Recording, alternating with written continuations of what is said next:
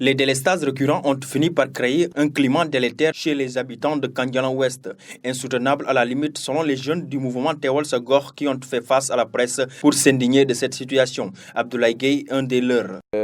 Les habitants de Kandialan, notamment nous, nous sommes très inquiets par rapport à la situation que nous faisons face.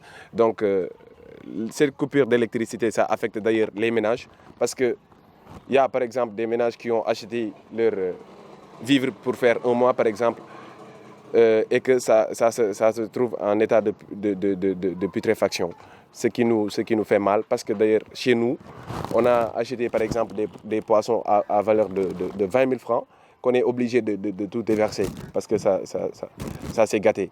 Et donc il y a l'hôpital qui est là, le dispensaire de Kandialan qui fonctionne pratiquement dans l'ombre parce qu'à partir de 20h il fait nuit et donc ils sont obligés de travailler par des lampes torches ou bien des bougies. Et donc nous voudrions que cette situation puisse se régler dans le plus bref délai. Et d'ailleurs, si cela ne se fait pas, nous envisageons de porter plainte. Ces pénibles situations font qu'aujourd'hui, il est extrêmement difficile d'effectuer un service normal au poste de santé de Kandialan 2, nous dit la sage-femme Fatou Kinembaye. Mais autres, on a les vaccins qui sont gâtés et qu'on a dû jeter.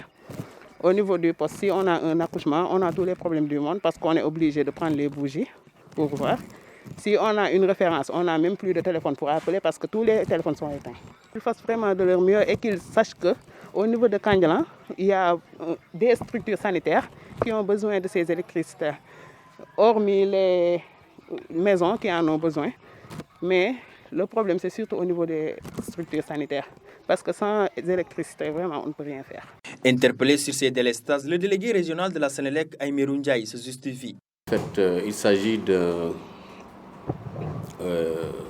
d'une panne d'électricité qui est causée par un câble souterrain qui se trouve entre le poste militaire de Georges Boissy et le poste de l'usine des eaux dans le quartier de Kandialan.